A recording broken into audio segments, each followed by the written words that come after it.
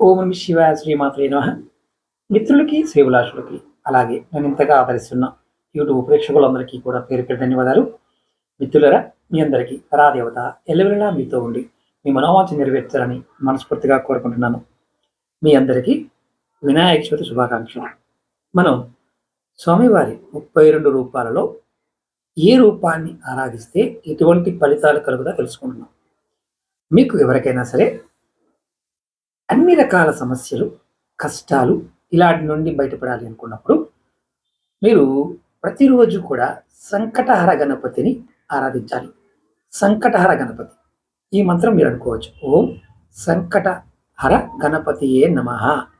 ఈ నామాన్ని మీరు అనుకుంటూ ఉంటే మీకు ఉన్న రకరకాల సమస్యలు, కష్టాల నుండి స్వామివారు కాపాడుతారు. అలాగే నిత్యం ఈయన్ని పూజిస్తే సమస్యలు అనేవి సమస్తం దూరం అయిపోతాయి.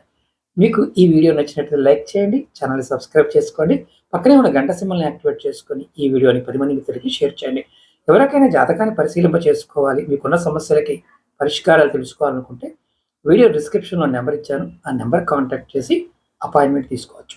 9440593655 ఈ నెంబర్ కాంటాక్ట్ చేసి కూడా మీరు అపాయింట్మెంట్ తీసుకోవచ్చు.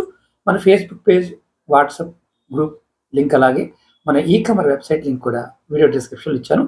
మీకు కావాల్సిన తాంత్రిక వస్తువులు, పూజా వస్తువులు దాంట్లో కొనుక్కోవచ్చు. ఓం నమః శివాయ శ్రీమాత్రే నమః.